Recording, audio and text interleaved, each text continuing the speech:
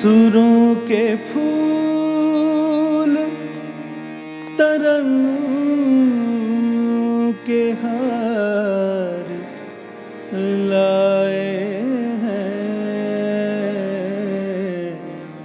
हम अपने साथ गजल की बहार लाए हैं।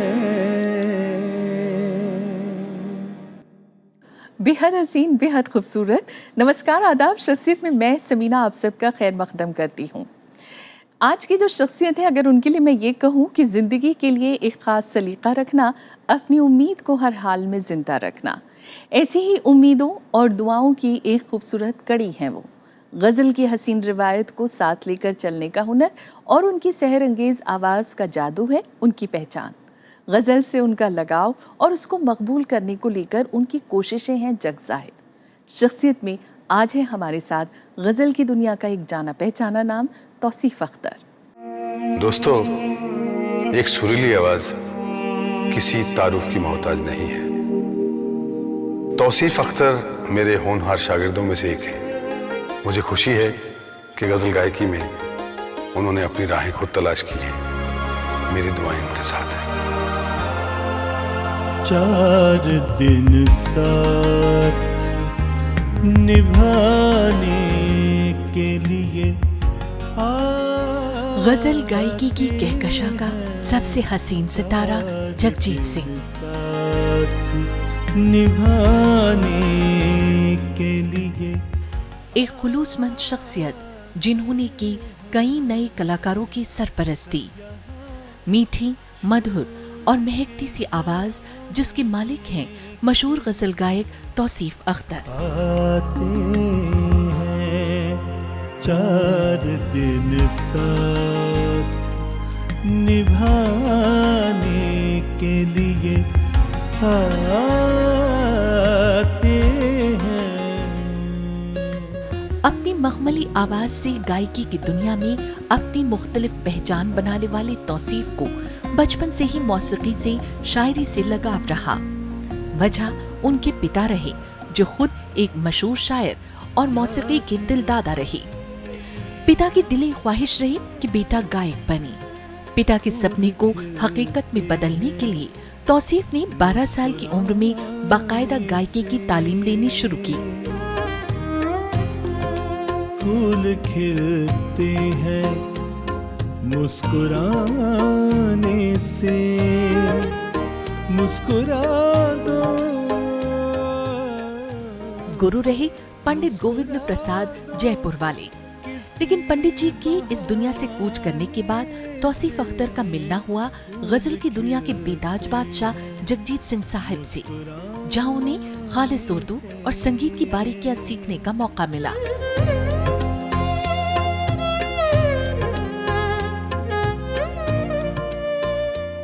शास्त्रीय संगीत सीखने की चाह उन्हें ले गई उस्ताद दिलशाद खान साहिब और परवीन सुल्ताना जी की तरफ। गुलशन कुमार के एल्बम आशिया से शुरू हुआ सफर नदीम श्रवण की जोड़ी से मिला और फिर बॉलीवुड को दिए एक से बढ़कर एक गीत।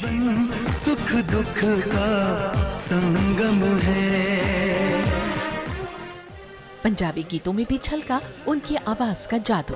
एक जोड़ा पखियां दा साडे वल तक हिरिए की जांदा है अखियां दा।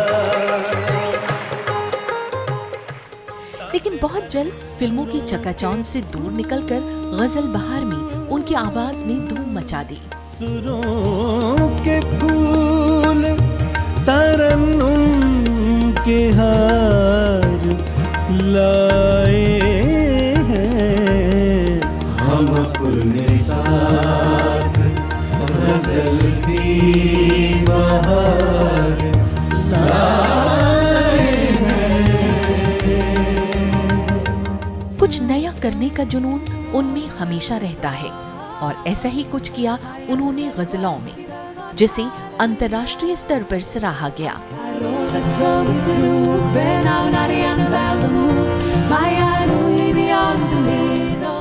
सादा दिली और मौसीकी के तई उनका समर्पण गजल की दुनिया में उनका एक अलग मकाम बना गया।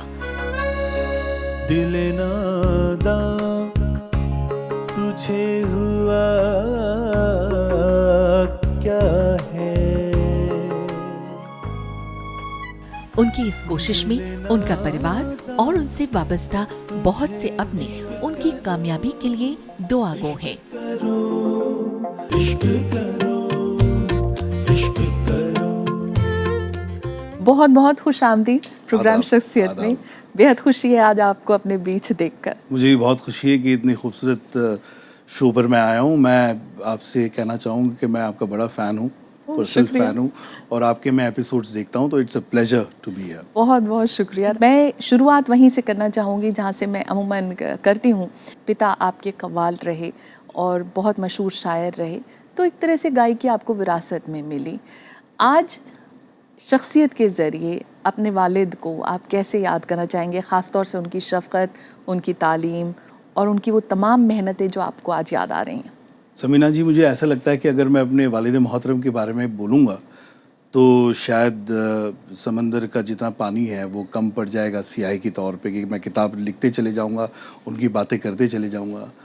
उन्होंने अपनी ज़िंदगी जो है वो मेरे नाम कर दी, वक्फ कर दी। बिल्कुल। और बिल्कुल उन्होंने अपने आप को मुझ में देखा और बहुत अच्छा माहौल मुझे दिया उन्होंने बचपन से, और तमाम वो चीज़ें जो शायद वो खुद के लिए करते वो उन्होंने मेरे लिए की। क्या बात है। एक माहौल क्रिएट किया मेरे लिए, मुझे शायरों और अदीबों में बड़ा किया, और उर्दू में तरबियत मेरी रही, और बहुत ही बड़े बड़े फ़नकारों के साथ वो माहौल उन्होंने बनाए रखा कि मैं उनके साथ बड़ा हूँ, उन्हें देखूँ। बहुत अच्छा म्यूज़िक मुझे उन्होंने सुनाया बचपन से। आप अभी जब बोल रहे हैं ना, तो आपकी आवाज़ में एक जिसे कहते हैं जी, जी। नमी, आँखों में भी नमी दिख रही है, मुझे आवाज़ भी भर आ गई है। जी। बेपनाह मोहब्बत है। लेकिन अगर मैं ये कहूँ, बातचीत को ही थोड़ा सा आगे बढ़ाएं और गायकी की तरफ चलें। जी। क्लासिकी मौसीकी कितनी ज़रूरी है, और आपकी जो तालीम हुई उसमें क्लासिकल मौसीकी का कितना दखल रहा? क्लासिकी मौसीकी बिल्कुल कंपलसरी है हमारे यहाँ। किसी भी फॉर्म का म्यूज़िक आप गाएं, चाहे वो गज़ल हो या फिल्म म्यूज़िक हो, मगर उसका बेस तो क्लासिकल है। और मुझे याद है मैं बिल्कुल 6-7 साल का था, और मेरे वालिद मोहतरम HMV से उस वक्त रिलीज़ होती थी एल्बम्स, तो पहली कैसेट मेरे लिए वो लाए थे उस्ताद आमिर खां साहब की, अच्छा। और राग मारवा आज भी मुझे याद है। मुझे कहते बेटा ये सुनो। तो वो शौक़ मुझे पैदा हुआ, और मेरी बड़ी खुशकिस्मती है कि शुरुआत मेरी एक बड़े ही अच्छे ख़ानदान से हुई। उनका मैं शागिर्द बना, पंडित गोविंद प्रसाद जयपुर वाले मरहूम। अच्छा। ज़्यादा देर तक मैं सीख नहीं पाया, मगर जो वो सफ़र था मेरा क्लासिकल म्यूज़िक का, तालीम का, वो आगे फिर से मैं अपने आप को बड़ा खुशकिस्मत पाता हूँ कि किराना घराना के उस्ताद दिलशाद खान साहब से मेरी तालीम हुई, और साथ साथ बेगम परवीन सुल्ताना जी की सरपरस्ती रही मेरे सर पर। क्या बात है। तो अच्छे उस्तादों की सरपरस्ती रही और तालीम उस तरह से आगे बढ़ी। आपका नाम देखा जाए तो परवेज़ अख्तर रहा, ये लेकिन बहुत आपको बड़ा सीक्रेट है ये। तौसीफ नाम से लोग, और गज़ल की दुनिया, गायकी की दुनिया में तौसीफ के नाम से जाना जाता है। इसके पीछे क्या राज रहा? इसके पीछे ऐसे कोई ख़ास राज नहीं रहा। मैं थोड़ा सा बचपन में गुस्सा मुझे आता था। हाँ। तो मेरी फैमिली और मेरे उस्ताद जगजीत सिंह साहब ने ये सोचा कि यार इसका नाम चेंज किया जाए। हो सकता है नाम से ये थोड़ा सॉफ्ट हो जाए। तो उन्होंने ये नाम मेरे लिए सबने सिलेक्ट किया, तौसीफ। तो परवेज़ से तौसीफ हो गया मैं, और वो काम कर गई वो चीज़ कि मैं जहन जो है मेरा, गुस्सा मेरा कम हुआ और मैं सॉफ्ट हो गया। जगजीत सिंह साहब का आपकी ज़िंदगी में एक अहम रोल रहा। जी। कैसे याद करना चाहेंगे और खराज अक़ीदत कैसे देना चाहेंगे उन्हें आज इस प्रोग्राम के ज़रिए? मैं फिर वही बात है कि मैं उनके लिए क्या कहूँ। ये ऐसी शख्सियत हैं, मैं वो तो चले गए मगर उनका म्यूज़िक तो है आज भी। मुलाकात कब? मुलाकात घर पे हुई। मैं बड़ा लकी था कि उनका आना जाना था घर में, क्योंकि मेरे फादर जो हैं उनके लिए कंपाइल करते थे पोइट्री। जब मेरी तालीम शुरू हुई तो मुझे वो घर बुलाया करते थे स्कूल से, और उसके बाद में फिर उन्होंने मुझे वेस्टर्न आउटडोर स्टूडियो जहाँ वो रिकॉर्ड करते थे वहाँ उन्होंने मुझे बुलाना शुरू किया। तो बड़े कंसिडरेट थे वो, बड़े सॉफ्ट हार्टेड थे, बोलते कड़क थे वो, मगर आप उनकी आवाज़ जो वो गाते थे तो बड़े सॉफ्ट थे, और वही उनका नेचर था अंदर से। तो रात जब बड़ा लेट होता था, मैं 9-10 बज जाते थे, उनको फिक्र होती थी कि अभी घर कैसे जाएगा अकेले। तो वो आते थे नीचे स्टूडियो से और टैक्सी वाले को पैसे देते थे और उसका नंबर नोट करते थे और बोलते थे इसको यहाँ ले जाओ इसके घर, और फिर वो फ़ोन करते रहते थे कॉन्स्टेंटली मेरी वालिदा को कि पहुँचा तौसीफ़ पहुँचा। तो बड़े केयरिंग एंड लविंग थे बहुत ज़्यादा। तो ऐसे बड़े किस्से हैं कि रियाज़ के लिए पहुँच जाता था कि उनका बड़ा फेवरेट डायलॉग था कि मैं जब दरवाज़ा खोलते थे वो तो चश्मा ऐसा होता था, तो मैं कहता था आदाब अंकल, तो अपना पैर आगे कर देते, बोलते आदाब। सेंस ऑफ ह्यूमर भी उनका सब जानते हैं, बहुत गजब का था। कुछ सुनाना चाहेंगे उन्हें याद करते हुए? मैंने गज़ल उनके सामने रखते हुए एक मतलब आपको मैं सुनाना चाहूँगा। 4 दिन साथ निभाने के लिए आते हैं, सब यहाँ छोड़ के जाने के लिए आते हैं। बहुत अच्छा।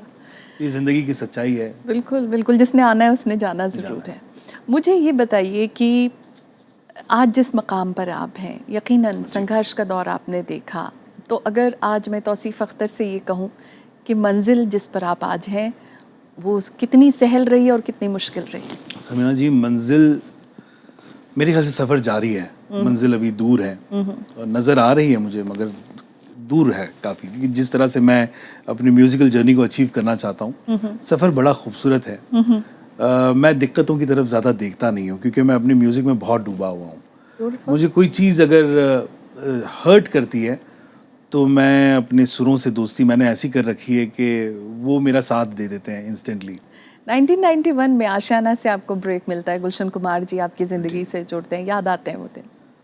गुलशन जी मुझे बहुत याद आते हैं। मैं बहुत छोटा था, 91 में मैं कॉलेज में था और मेरे वालिद उस वक्त A&R मैनेजर थे टी सीरीज़ में, तो मेरा आना जाना रहता था, मैं उनके ऑफिस जाता था। तो गुलशन जी ने एक दिन पूछ लिया कैजुअली कि अख्तर साहब ये बेटा आपका म्यूज़िक करता है? बोले जी अभी गाना सीख रहा है, गा रहा है। तो अच्छा सुनाओ।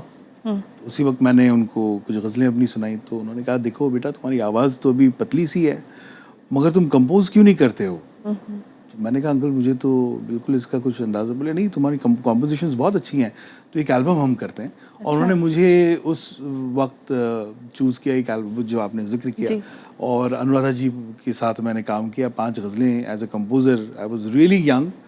तो मैं गुलशन जी का बड़ा शुक्रगुजार हूँ कि उन्होंने उस एज में मुझे, वो मेरे अंदर का जो कंपोज़र था उसको उन्होंने पहचाना। आपके कुछ अपने हैं जिन्होंने आपके आज तक के सफ़र को देखा है और अपनी राय का इजहार किया है। मैं चाहूँगी आप उन्हें देखें, फिर आप भी अपनी राय का इजहार करें। आइए देखते हैं। मैं तौसीफ़ से सिर्फ इतना कहना चाहता हूँ, माशाअल्लाह उम्दा से उम्दा, काबिल से काबिल उस्तादों की तालीम व तरबियत, मायना शायरों अदीबों की सोहबत, वालिदैन की मेहनत के साए में तुमने परवरिश पाई है। इस एतबार से तुम्हारी ज़िम्मेदारी बढ़ जाती है। खुलूस दिल से अल्लाह की इबादत, बड़े बुज़ुर्गों की इज़्ज़त, छोटों से मोहब्बत और हर बुराई से नफ़रत करो। इंशाअल्लाह कामयाबी तुम्हारे कदम चूमेगी। यहाँ मैं अल्लामा जमील मजहरी का एक मतला पेश करना चाहूँगा कि हस्ती है जुदाई से उसकी, जब वस्ल हुआ तो कुछ भी नहीं, दरिया में न था तो कतरा था, दरिया में मिला तो कुछ भी नहीं। मैं चाहता हूँ कि तुम कतरा बनो ताकि तुम्हारी इनफरादियत रह सके। तौसीफ़ हमारी आज की पीढ़ी के होनहार गज़ल सिंगर हैं। मुझे याद है उनका एक नगमा हमने कंपोज़ किया हुआ हमने गाया था। हमारे एक प्रोग्राम आता है एक जो हम करते हैं सालाना, गज़ल बहार, उसका एक टाइटल म्यूज़िक उन्होंने किया था, जो हम सब ने गाया था, और वो इतना पॉपुलर हुआ, वो इतना लोग उनको सुनना चाहते हैं। जब भी हम प्रोग्राम के लिए जाते हैं स्टेज पे, तो लोग उस नगमे को सुनना चाहते हैं। सो ये उनकी काबिलियत है, ये उनका एक कंपोज करने का ढंग है जो कि बहुत बाकी लोगों से बहुत ही अलग है, जुदा है। सो मुझे बड़ी खुशी है कि आज वो इस मकाम पे पहुँचे हैं कि वो राज्यसभा का प्रोग्राम जो है वो कर रहे हैं। एंड मेरी शुभकामनाएं, बेस्ट विशेस उनके साथ हैं। God bless him. क्या बात है, ब्यूटीफुल। क्या कहना चाहेंगे? मैं क्या कहूँ, मैं इतना इमोशनल, बड़ा इमोशनल हूँ मैं, और ख़ास तौर पे अपने बुज़ुर्गों के लिए। इससे बड़ी मेरे लिए क्या बात हो सकती है कि वालिदैन की दुआएं तो हैं, मगर भूपेंद्र सिंह जी, मैं इनका बड़ा परस्तार रहा हूँ, बहुत इनको मैंने सुना है। मैं तौसीफ जी ये भी जानना चाह रही थी कि म्यूज़िक कंपोज करते वक्त आपके जहन में क्या ख़ास पॉइंट्स होते हैं, ये ताकि वो आम आदमी के साथ साथ ख़ास को भी जी, छू सबसे जाए? पहले तो पोइट्री। जी। जब मैं गज़लें करता हूँ स्पेशली, तो उसका पोइट्री का सिलेक्शन होता है। वो ज़्यादातर मेरे वालिद करते हैं, या मैं ख़ुद भी पढ़ता हूँ, या अच्छे शौरा हज़रात को सुनता हूँ उनको। तो पोइट्री को सामने रख के पहले उसके कॉन्टेक्स्ट पे मेरा ख्याल जाता है कि शायर क्या कहना चाह रहा है, क्योंकि at the end of the day जो गज़ल जॉनरा है वो पोइट्री बेस्ड जॉनरा है, वो म्यूज़िक बेस्ड बाद में वो सप्लीमेंट्री। तो पहले शायरी, उसकी जो मीनिंग है, उसका जो कॉन्टेक्स्ट है, वो सामने रखते हुए उसका मूड समझते हुए उसको मैं कंपोज करता हूँ। और कंपोज कोई टेक्निकल चीज़ नहीं है, ये आमद है, ये खुदा की देन है। नदीम श्रवण जी से भी आपकी मुलाकात रही, और फिर एक बहुत अच्छा ब्रेक भी आपको मिलता है जी। कब होती है ये मुलाकात? और समीना जी, ये बड़ा हसीन एपिसोड है मेरी लाइफ का, जिसने मुझे मेरे जहन के पर्दों को खोल दिया। जब मैं अपने गज़ल का मेरा सफ़र चल रहा था कॉलेज के बाद में, और उन्होंने मुझे एक महफिल थी कदिर शिफाई साहब की सालगिरह, 75th बर्थडे, उसका वीडियो भी लोग देख सकते हैं यूट्यूब पर। तो उस महफिल में नदीम साहब थे, और वो बड़े गौर से मुझे दूर से सुन रहे थे। तो उन्होंने मुझे गाने के बाद इशारा किया कि बेटा आप ज़रा आए, मुझसे मिले। उसमें तलत अजीज साहब बिल्कुल आपके सामने जी, बैठे हुए तलत थे। भाई हैं उसमें, जी, और इंदिवर जी हैं। बड़ी खूबसूरत सी वीडियो, मैं चाहूँगा लोग उसको ज़रूर देखें, बड़ी यादगार महफिल थी वो। तो मैं नदीम भाई से मिला, उन्होंने मुझे कहा कि तौसीफ, तुम जो गा रहे हो ये कॉम्पोजिशन किसकी है? मैं नदीम, मैं खुद कंपोज करता हूँ। अच्छा, इतनी छोटी सी एज में कंपोज करते हो? मैंने कहा नदीम भाई, आपके सामने तो मैं कुछ कह नहीं सकता। तो उन्होंने कहा तुम मुझसे मिलो, और एज ए सिंगर तो उन्होंने मुझे साइन किया ही, मगर उन्होंने मेरे अंदर के कंपोज़र को और मेरे अंदर के जो अरेंजर को उन्होंने सिलेक्ट किया, उसको पहचाना उन्होंने, और फिर एज अ चीफ असिस्टेंट मुझे उन्होंने अपॉइंट किया 2001 से। अच्छा। और फिर तकरीबन मैंने उनके साथ 32 फिल्में आप फिल्मों से भी जुड़े और बहुत अच्छा काम वहाँ किया। फिल्मों से का जो तजुर्बा हम कहते हैं वो कैसा रहा? मैं कह रहा हूँ आपसे कि मेरी ज़िंदगी का सबसे बेहतरीन फेज़ रहा वो। तकरीबन 8 साल हमने साथ में काम किया, और जितने बड़े डायरेक्टर्स हैं, इंटेलेक्चुअल डायरेक्टर्स हैं, उनके साथ मुझे मौका मिला कि मैं काम करूँ। फिर अचानक गज़ल की दुनिया में वापस आ जाते हैं आप, फिल्में छोड़कर? जी, मैं वो करता रहा, और फिल्में भी बहुत अच्छी हमारी चार्ट्स पे रही। धड़कन, राज, कसूर, इस तरह की बड़ी खूबसूरत फिल्में। और मेरे ख्याल से मेरे जो उस्ताद हैं जगजीत जी, वो थोड़े से नाराज़ थे इस चीज़ को लेके कि आपने हमारी मेहनत जो है वो ज़ाया कर दी। मेरे वालिद मोहतरम थोड़ा सा अंदर से नाराज़ थे, क्योंकि उनकी बड़ी मेहनत है मुझ पर। तो अल्टीमेटली यही हुआ कि अल्लाह ताला ये चाहता था कि मैं अपने बुज़ुर्गों को नाराज़ ना करूं और उनकी दुआएं पाऊं मैं, तो वो मैं फिर वापस, मेरी वापसी हो गई 2011 में। आपका पसंदीदा मौजू क्या है? गज़ल वैसे रोमांस और गज़ल साथ बिल्कुल एक साथ चलता है ये मामला, मगर जो मैं दुनिया के हालात देख रहा हूँ, मेरा दिल कभी करता है कि मैं फ़िलॉसफिकल गज़लें गाऊँ। और यही वजह है आपका जो एल्बम है इश्क करो। इश्क करो बड़ा डिसेप्टिव टाइटल है। एल्बम मैंने रिलीज किया तो मुझे लोग सोचते हैं कि ये गजल तौसीफ की जो है ये रोमांटिक गजल होगी। और वो गजल का मतलब जब मैंने पढ़ा था और मेरे सामने वो गजल आई थी, तो वो कमाल उन्होंने वालियासी साहब ने लिखा है कि फैलता जाता है नफरत का धुआं, इश्क करो, बुझ ना जाए कहीं ये शोलाएं जा, इश्क करो। तो अमन का पैगाम गजल से देना, इश्क करो, फैलता जाता है नफरत का धुआं, इश्क करो, बुझ ना जाए कहीं ये शोलाए जा, इश्क करो, फैलता जाता है नफरत का धुआं, इश्क करो। कुछ और आपके अपने हैं जिन्होंने अपनी राय का इजहार किया, आइए देखते हैं उनका क्या कहना रहा। आइए। तौसीफ मियाँ का ताल्लुक़ एक ऐसे घराने से है जहाँ पर न सिर्फ ये कि शेर व अदब को समझा गया है, बल्कि गज़ल गायकी के मिजाज को समझने की कोशिश की गई है। उनके वालिद साहब भी एक बहुत बड़े फ़नकार रहे हैं, हमारे आज़ाद साहब, और अब ये नई पीढ़ी के वो होनहार गायक हैं कि जिनकी गज़ल गायकी से मुझे बहुत तवक्कुआत हैं कि जिन अख्तर आज़ाद साहब के वो साहबजादे हैं, उनके पास जितना ज़बरदस्त हिंदुस्तान और पाकिस्तान के शुअरा का कलाम जमा है, उस माहौल में यकीनन वो बेहतर गज़लों का इंतखाब करेंगे, मेयारी गज़लों का इंतखाब करेंगे, क्योंकि गायकी को एतबार हासिल करने में मेयारी शायरी का भी सहारा लेना होता है। इस एतबार से उनका पूरा पस मंज़र उनके साथ है। मुझे यकीन है कि उनका मुस्तक़बिल रोशन होगा गज़ल गायकी से। तौसीफ अख्तर साहब मेरे भाई जैसे हैं, बहुत सालों से मैं इन्हें जानता हूँ। एक व्यक्तित्व के तौर पर और एक कलाकार के तौर पर मेरे मन में इनके लिए बहुत सम्मान है। एक तो वैसे भी इनकी जो परवरिश है वो संगीतमय माहौल में हुई है, इनका बैकग्राउंड संगीत से जुड़ा हुआ है, तो इनके अंदर एक जिसे कहते हैं एक तरह का टैलेंट नहीं है। कई सालों से मैं इनसे परिचित हूँ, ऑलमोस्ट तब से जब मैं ख़ुद संघर्ष कर रहा था उस समय, और इनको मैंने बहुत अच्छे अच्छे माहौल में देखा है काम करते हुए, और कभी कभी बहुत टफ़ लोगों के साथ काम करते हुए भी देखा हुआ है।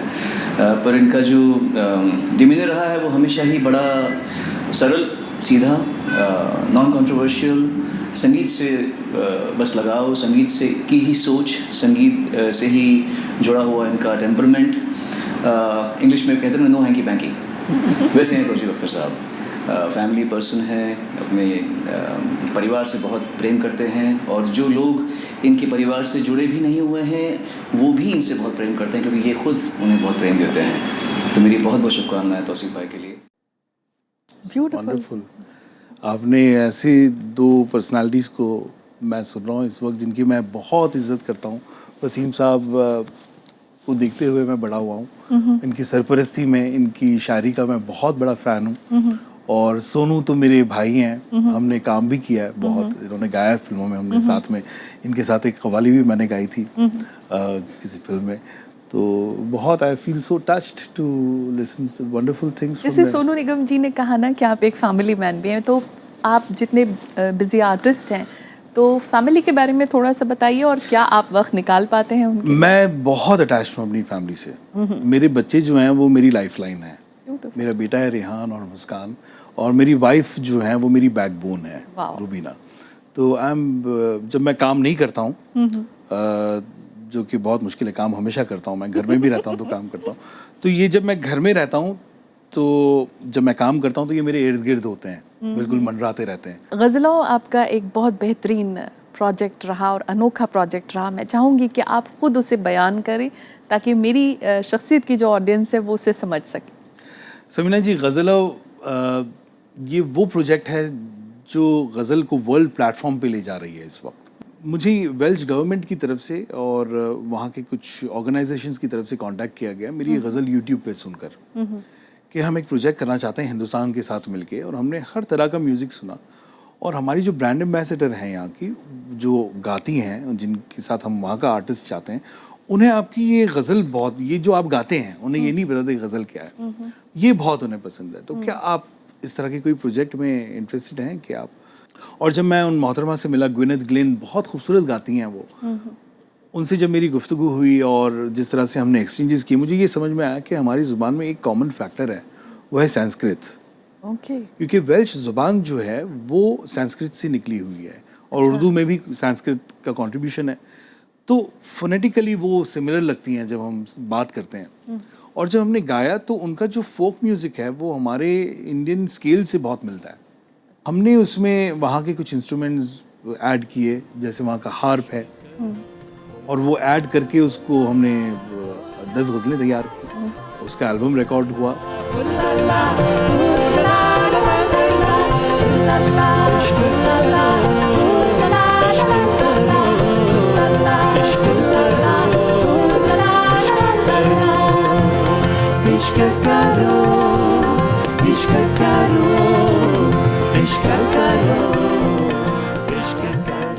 मैंने 8 कॉन्सर्ट्स यूके में किए हैं जो गज़ल नॉन उर्दू स्पीकिंग ऑडियंस को सुनाई है मैंने।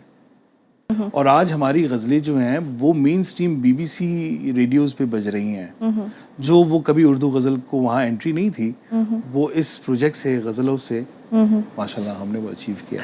चलते चलते वक्त मेरा कह रहा है मैं आपसे इजाज़त लूँ, लेकिन मैं ये ज़रूर चाहूँगी कि आप अपनी पसंद का एक गीत भी हमें ज़रूर सुना दें फिल्मों से, जो आपको बेहद पसंद रहा हो और आप ही की फिल्म का हो तो क्या बात है। मेरा एक गीत बहुत पहले, मैंने ज़्यादा फिल्मों में गाया नहीं, मगर नदीम भाई मुझे बहुत पुश करते थे, तुम गाना गाया करो यार।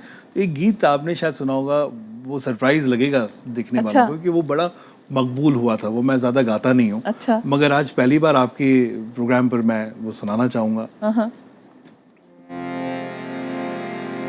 चांद तारे फूल शबनम, तुमसे अच्छा कौन है। चांद तारे फूल शबनम, तुमसे अच्छा कौन है। कोई रुत हो कोई मौसम, तुमसे अच्छा कौन है। चांद तारे फूल शबनम, तुमसे अच्छा कौन है। बेहद हसीन। तो तौसीफ साहब, आप आज शख्सियत में आए, आपका बेपनाह शुक्रिया। थैंक यू वेरी मच, शुक्रिया। तो शख्सियत में आज फ़िलहाल इतना ही। ऐसे ही ताबिंदा सितारों का सिलसिला शख्सियत में जारी रहेगा। इजाज़त दीजिए, नमस्कार, आदाब।